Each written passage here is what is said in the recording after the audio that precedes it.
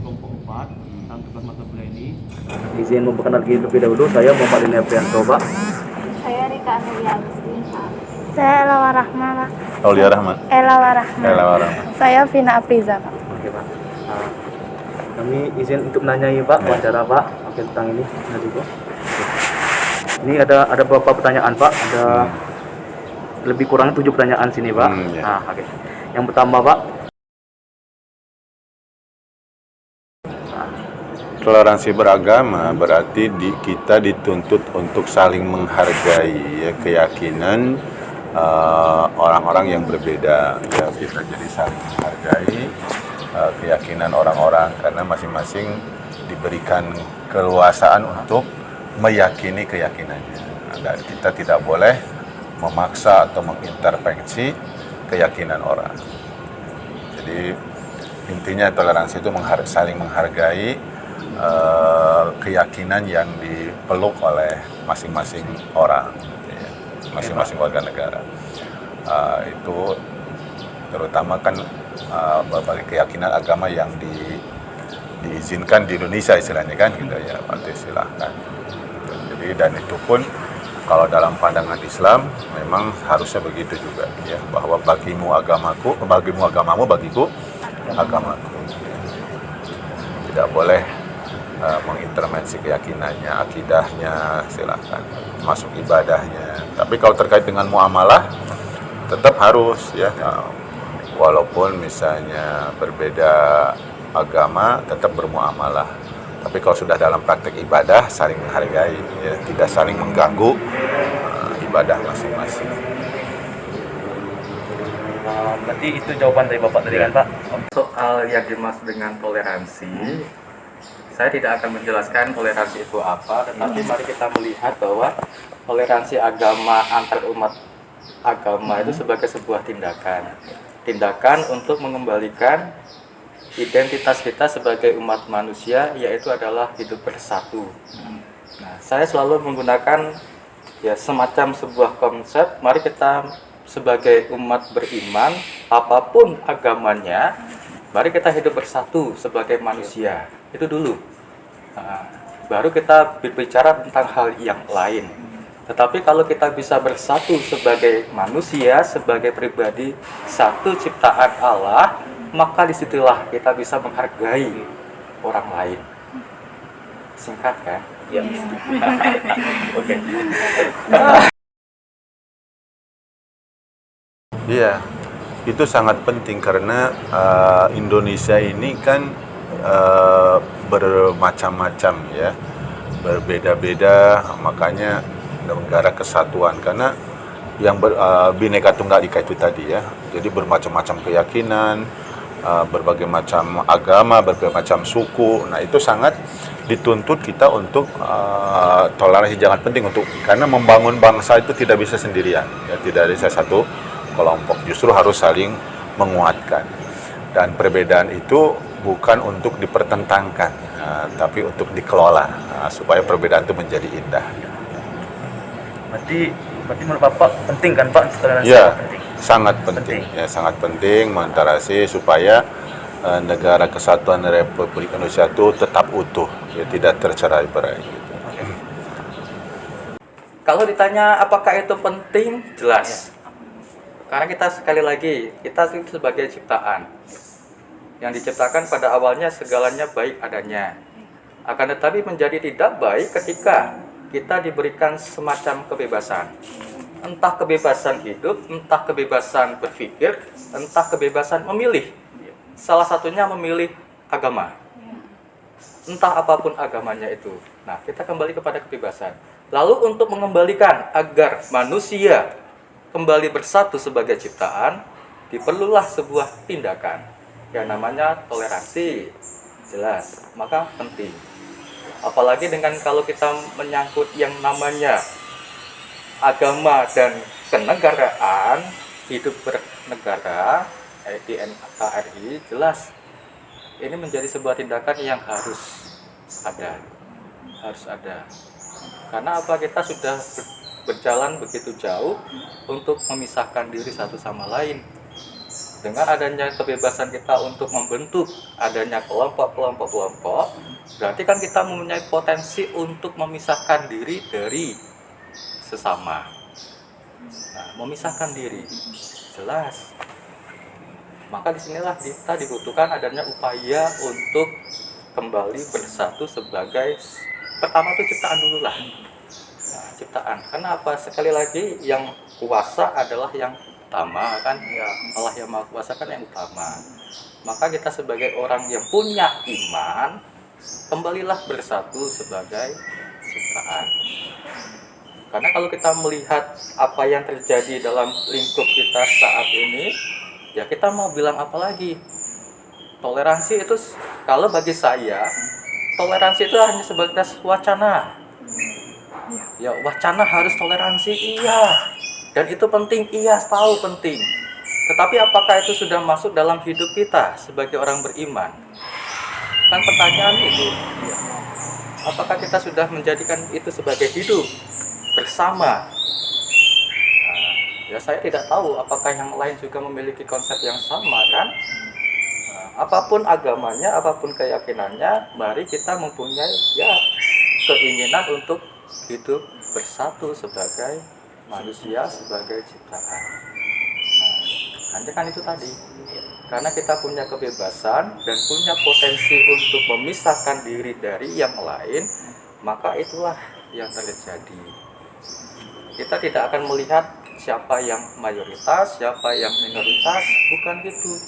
Kita sebagai manusia ciptaan, maka kembalilah bersatu. Nah, sekali lagi kan pertanyaan, apakah itu sudah menjadi hidup kita? Ya. Toleransi itu apakah hanya sudah menjadi ya semacam habitus dari kehidupan seharian kita sebagai umat beriman? Nah. Oke, Pak. Bagi kita sebagai generasi muda, untuk bisa bertoleransi, ya itu juga kita harus memahami keyakinan kita sendiri, ya memahami betul, ya jangan sepotong-sepotong memahami agama, ya karena kalau sepotong-sepotong berbahaya, nanti akan tadi mungkin ada orang yang kaku beragama, ya karena mungkin baru 1-2 dalil seolah-olah kalau berbeda itu salah semua. Nah, jadi bagi generasi muda, pahami agama dengan benar, kemudian juga melapangkan dada untuk siap berbeda, gitu ya, untuk siap berbeda. Ya.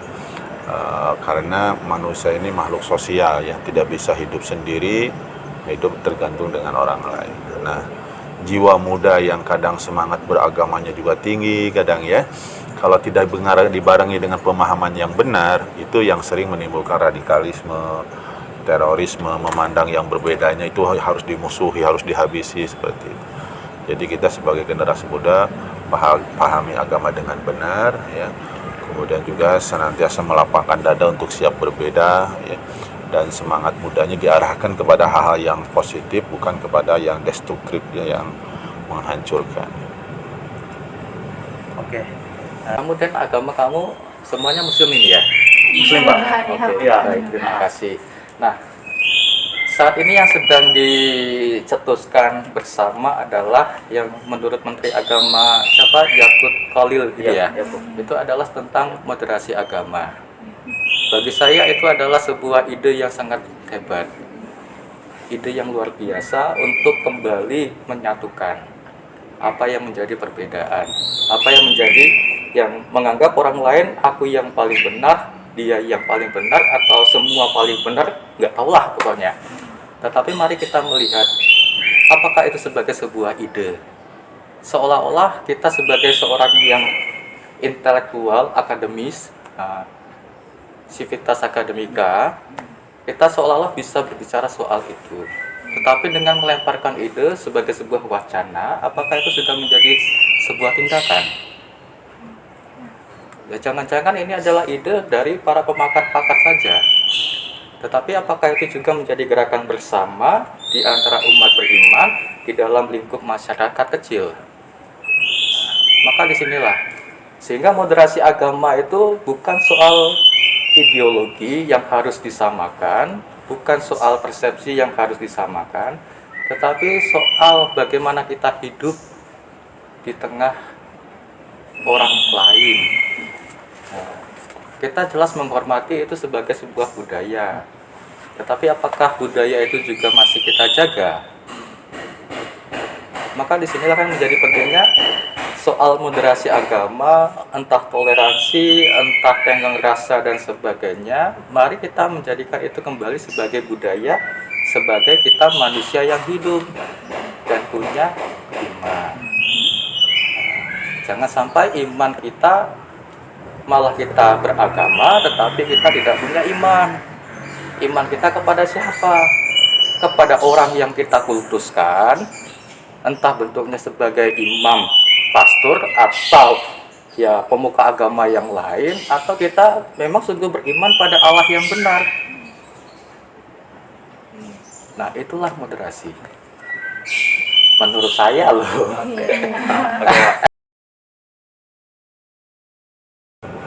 Yang menjadi faktor biasanya rusak itu adalah fanatisme yang berlebihan atau fanatisme yang tidak dilandasi ilmu, ya.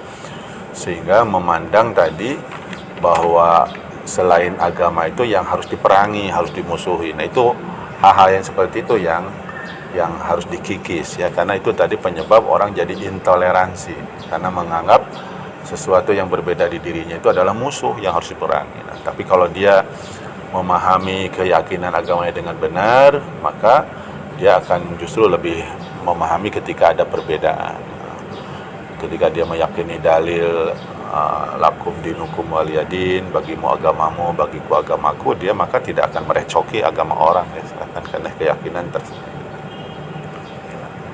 Faktor banyak, ya, karena kita melihat bagaimana manusia itu pada akhirnya saling bersaing. Ya, bersaing. Sebenarnya apa yang terjadi dalam ideologi, dalam sebuah teologi, kemudian dalam sebuah filsafat, itu kan berputar pada bagaimana ekonomi bermain. Ketika kita secara ekonomi sudah baik, sudah mapan, orang tidak akan berpikir lagi iman harus dipermainkan dalam hal politik. Jelas, politik itu ujung-ujungnya apa? Aku punya kuasa, aku punya modal kekuasaan, punya modal ekonomi, punya dan sebagainya.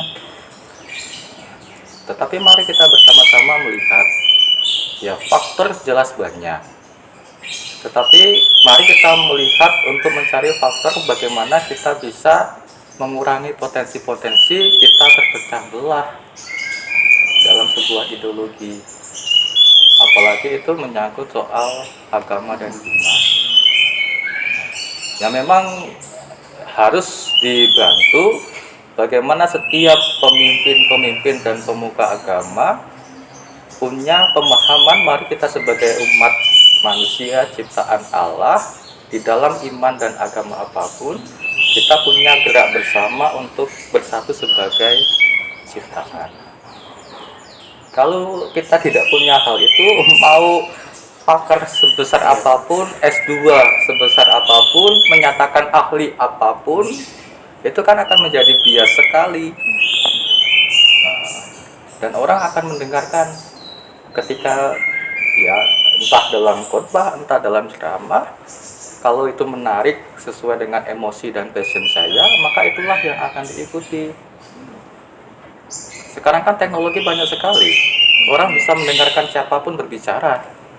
Kalau itu menarik sesuai dengan passion saya, maka itulah yang saya akan ikuti. Dan itulah yang terjadi.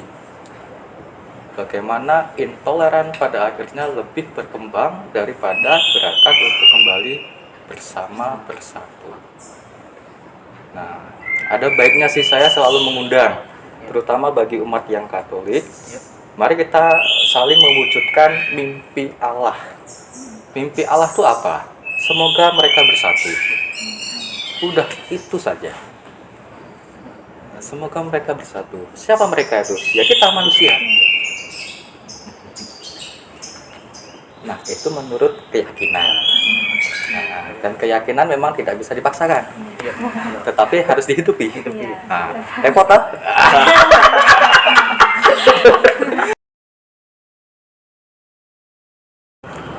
sarannya adalah bagaimana memandang berbagai macam agama, memperlakukan dengan adil, dengan adil, kemudian proporsional, ya. Karena adil itu tidak mesti sama rata, ya, tapi proporsional. Tarku syai' bimahalihi, artinya menempatkan sesuatu sesuai dengan porsinya. Ya, misalnya gini, misalnya di suatu daerah tidak ada satupun penduduk misalnya yang beragama selain agama Islam, maka jangan sampai di situ dibangun gereja, misalnya kan, itu akan menimbulkan konflik, kan gitu. Karena memang ya bukan tempatnya. Gitu. Tapi kalau di situ ada penduduknya, makanya diatur kan, seperti itu. Nah, ketika aturan-aturan dilanggar, SKB misalnya 3 menteri itu dilanggar tentang pendirian ibadah, itulah yang sering ribut. Begitupun termasuk sebaliknya, misalnya ada di mayoritas yang semuanya misalnya Nasrani, semuanya Kristen atau semuanya Hindu. Kemudian kita bangun misalnya masjid, padahal itu tidak ada umatnya. Nah, itu juga akan menimbulkan konflik. Nah, intinya kita menempatkan sesuai dengan porsinya, dengan adil, ya. Kemudian juga misalnya ketika membangun juga diberikan fasilitas yang sama, artinya sesuai dengan porsinya. Ya, jangan sampai yang satu diangkat-angkat, yang satu diinjak-injak gitu ya. Ada politik belah bambu gitu ya.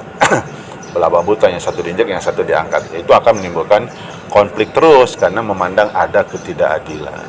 Gitu ya, ada ketidakadilan. Itu seperti itu. Jadi intinya bagi pemerintah, kalau memperlakukannya dengan adil setiap agama, maka insya Allah konflik tidak akan terjadi. Tapi kalau ada ketidakadilan, ya, siapapun misalnya kan, ketidakadilan akan menimbulkan konflik. Ya. Karena keadilan itu hak yang universal. Ya. Semua orang, semua agama pun memandang tidak suka dizolimi, ya, tidak suka di. Nah, yang sering itu ada yang satu difitnah-fitnah, misalnya satu dijatuh-jatuhkan, yang satu diangkat-angkat. Nah, ini akan menimbulkan konflik. Jadi kepada pemerintah harus memandang setiap agamanya dengan adil, proporsional, sesuai dengan kondisinya. Sarannya sih tadi sudah ya. Nah, memang kalau kita saran sih, kita sebagai umat masyarakat itu selalu menuntut banyak hal dari pemerintah. Sedangkan pemerintah tidak bisa bekerja memenuhi semuanya terjadi. Maka yang diperlukan adalah kita sebagai warga negara, sebagai orang yang beriman pada penghayatan iman yang benar, mari kita sama-sama meyakini kepercayaan saya, ya memang apa yang dikehendaki Allah dalam hidup saya. Bukan apa yang dikehendaki orang lain di dalam agama saya supaya saya hidup seperti dia. Tetapi mari kita bersama-sama sebagai orang yang punya iman, ya saya harap kalian punya iman. Tidak peduli agamanya apa. Maka apa yang dikehendaki Allah yang Maha Kuasa dalam dirimu, ya itulah yang harus kita hidupi. Jangan kita menghendaki apa yang dikatakan orang lain.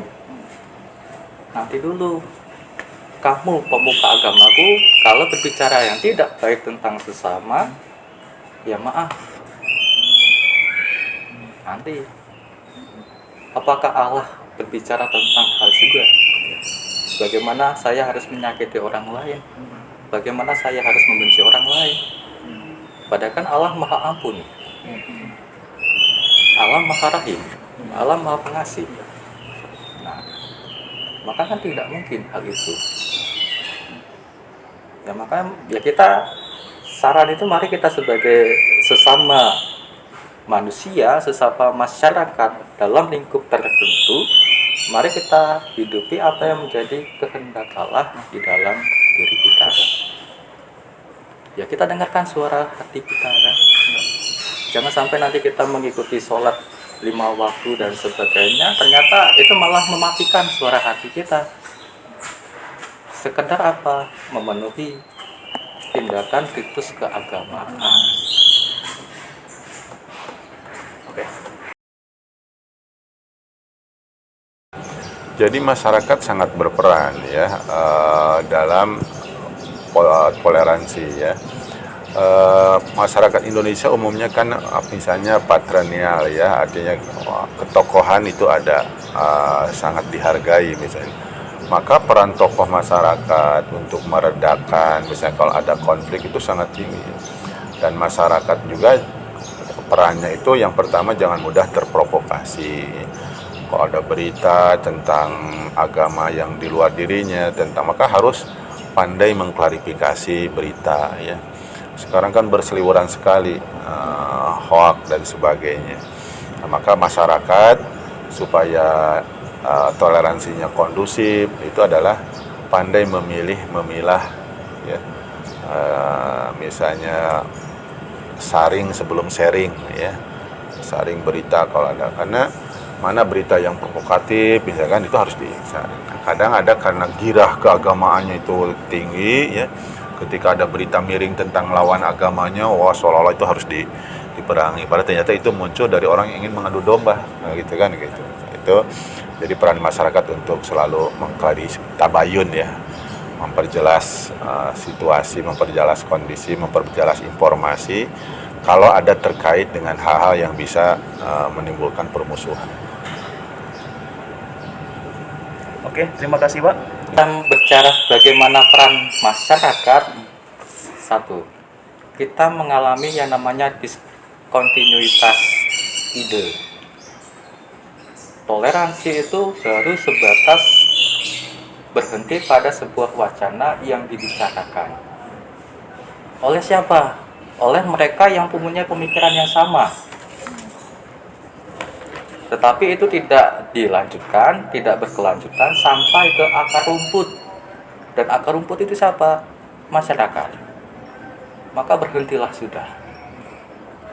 Nah, kalau itu sampai ke akar rumput masyarakat yang paling kecil pun, saya yakin orang punya mimpi bahwa mereka bisa hidup bersatu. Keyakinan itu.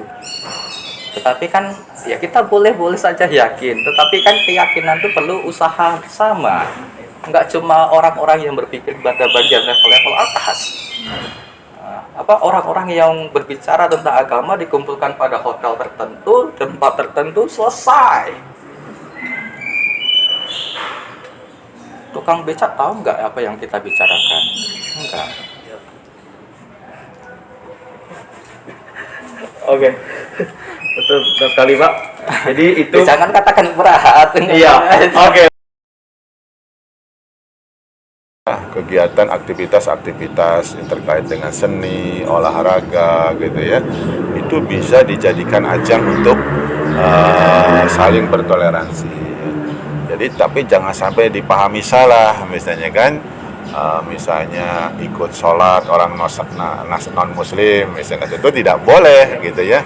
Jangan sampai dengan dalil toleransi ikut terjun dengan agama, ibadah agama orang lain. Itu jadi lebih banyak toleransi dengan kegiatan-kegiatan yang sifatnya olahraga, misalnya seni atau kegiatan-kegiatan lain yang sifatnya muamalah gitu ya.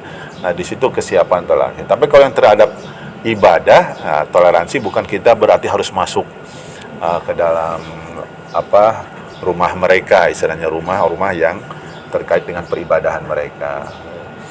Nah, itu karena batasannya tadi lakum dinukum waliyaddin kalau sudah urusannya urusan akidah, urusan ibadah gitu kan.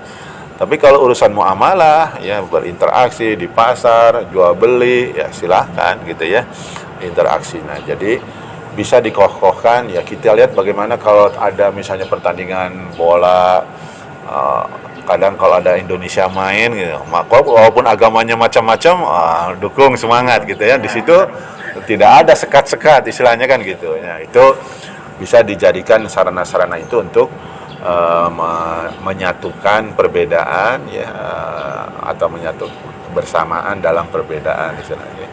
Ada istilahnya kalau saya sering nyebut itu, nggak bersama-sama nggak mesti sama, nah, gitu ya. Bersama-sama tuh nggak mesti sama, bisa jadi dari hal yang berbeda. Nah, jadi bisa dengan kegiatan-kegiatan positif, kegiatan-kegiatan prestatif, ya kegiatan-kegiatan kompetitif, yaitu bisa dijadikan sarana untuk membangun kebersamaan, ya, membangun toleransi, ya, walaupun dia tadi beragamanya beda-beda, ketika berolahraga ya sama-sama, gitu kan.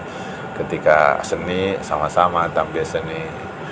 Tapi misalnya ketika lagi ada misalnya lomba seni, ketika ada peserta muslim yang mau izin sholat, jadi izinkan, misalnya kan gitu. menghargai kan gitu.